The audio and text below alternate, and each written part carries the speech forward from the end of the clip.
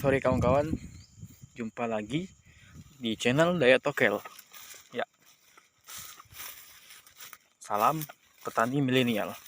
Dan sekarang kegiatan kita pada kesempatan kali ini yaitu akan mengkastrasi ya pada tahap rotasi pertama.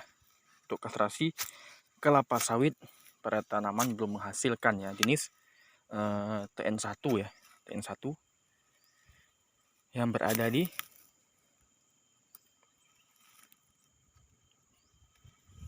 Desa Kayu Besi, Kecamatan Budi Besar, Kabupaten Bangka. Jadi kemarin kita sudah melakukan kastrasi, cuman belum selesai ya, karena kesibukan masing-masing. Karena saya juga bukan ya petani tulen yang setiap hari itu pergi ke kebun. Tapi saya juga punya aktivitas ya, bekerja di tempat lain juga, sehingga waktu untuk pergi ke kebunnya itu untuk merawat tanaman itu terbagi. Jadi kemarin juga sempat kita kastrasi. Nah, ini untuk kastrasi yang sudah selesai. Nah, ini sudah bersih ya. Nah, sudah bersih. Jadi kita bakal nunggu pembentukan vegetatifnya. Jadi nanti kemarin buah yang sudah dikastrasi itu seperti ada yang sudah besar seperti ini. Nah, usahakan kawan-kawan kalau mau kastrasi jangan sampai sudah menjadi buah seperti ini. Karena kalau sudah menjadi buah seperti ini, yang pertama itu kastrasinya agak cukup sulit. Kemudian yang kedua, itu nutrisi daripada pupuk itu banyak diserap dan dimakan. Diserap ke buah, bukan ke pembentukan vegetatif tanaman. Jadi kawan-kawan, sebenarnya tujuan kastrasi ini yaitu untuk memaksimalkan pertumbuhan vegetatif pada tanaman kelapa sawit. Jadi pertumbuhan vegetatif itu apa? Yaitu pertumbuhan pelepah, daun, batang. Nah, itu bentuk pertumbuhan vegetatif. Nah, selanjutnya yaitu ada pertumbuhan generatif. Untuk pertumbuhan generatif itu fase pembentukan bunga dan pembentukan buah. Tapi nanti kita bahas ke fase pembentukan generatif, kita masuk ke pembentukan vegetatif. Jadi tujuannya itu kastrasi untuk memperbesar bonggol ya. Itu bonggol nanti, dan juga bujur jika bakal buah. Dan juga untuk jumlah pelepah yang maksimal nantinya. Nah, ini. Nah, di daerah saya sendiri itu kastrasi itu masih jadi perdebatan ya antara petani. Jadi kenapa jadi perdebatan? Karena sekarang itu harga sawit itu sangat tinggi. Jadi bagi petani itu kalau dibuang buahnya, itu buah yang kecil-kecil, buah pasirnya itu istilahnya rugi, karena itu punya nilai ekonomis walaupun buahnya kecil-kecil tapi laku dijual di tengkulak dengan harga kisaran perbedaannya 50-100 rupiah dari harga sawit yang sudah panen raya. Maka dari itu para petani di desa itu jarang sekali melakukan kastrasi kelapa sawit, sangat jarang sekali melakukan kastrasi, sehingga perbedaannya itu sangatlah beda dengan sawit yang dikastrasi. Karena kita juga dapat rekomendasi juga ya dari ahli-ahli pertanian ya untuk melakukan kastrasi kelapa sawit supaya kita bisa fokus untuk pembentukan vegetatif tanaman kelapa sawitnya. Jadi untuk pembentukan generatifnya itu nanti ketika fase kastrasinya sudah selesai. Jadi fase kastrasi itu dilakukan 1 tahun ya, kalau dikutip daripada pernyataan Bapak Jen Muhayyad ya. Mohon dikoreksi kalau salah ya, dalam channelnya Bapak Dr. Profesor Agus Susanto. Nah, itu kastrasinya itu dilakukan selama kurang lebih 1 tahun. Itu rotasinya bisa 2 bulan sekali ataupun 1 bulan sekali. Nah, habis kastrasi itu kan ada masa sanitasi ya, baru persiapan panen perdana. Nah, yang ini untuk rotasi pertama untuk batangnya. Nanti pada rotasi kedua kita akan review lagi pembentukan batangnya seperti apa.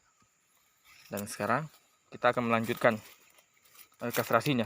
Itu masih sedikit ini ya, Tempurung dodos ini. Dodosnya nggak perlu besar ya. Yang kecil ini nanti takut kena pelepahnya. Atau bisa pakai dodos khusus kastrasi. Nah, bisa kita pakai dodos khusus kastrasi.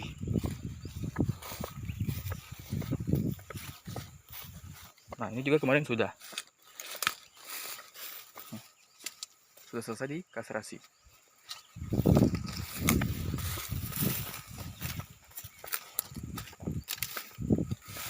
Nah, ini yang belum, kawan-kawan. Beberapa baris. Nah, ini kalau tidak dikastrasi, ini sudah berbentuk buah. Nah, ini yang saya maksud tadi, itu petani itu pendapat petani itu sangat rugi ketika ini dibuang, karena ini sudah bisa dipanen dan dijual. Tetapi pembentukan vegetatifnya itu kurang maksimal. Kalau kita fokus kastrasinya tidak dibuang. Nah, ini karena rata-rata semuanya sudah mengeluarkan jantung ya, jantung sawitnya. Nah, ini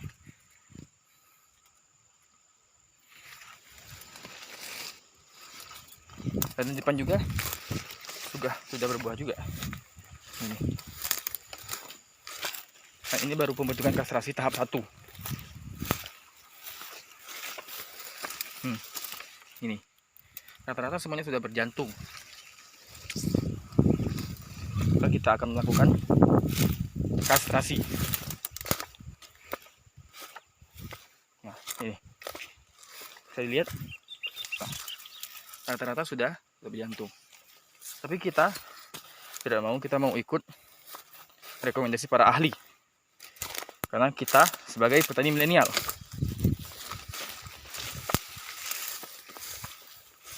Oke.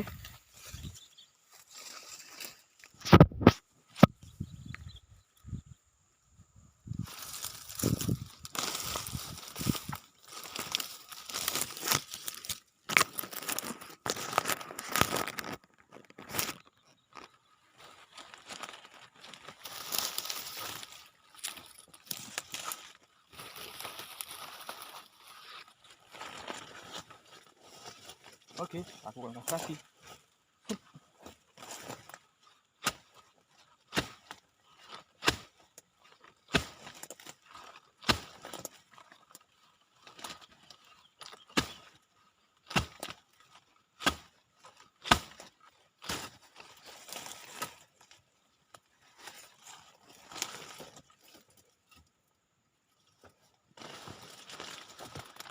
Ini kawan-kawan, nih BJR sudah lumayan ya, lumayan.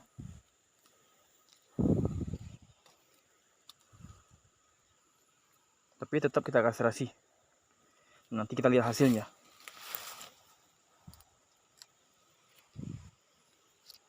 Nah, ini usahakan kalau mau kastrasi itu buahnya, mohon maaf, masih kayak gini, dompet, supaya mudah dikastrasinya.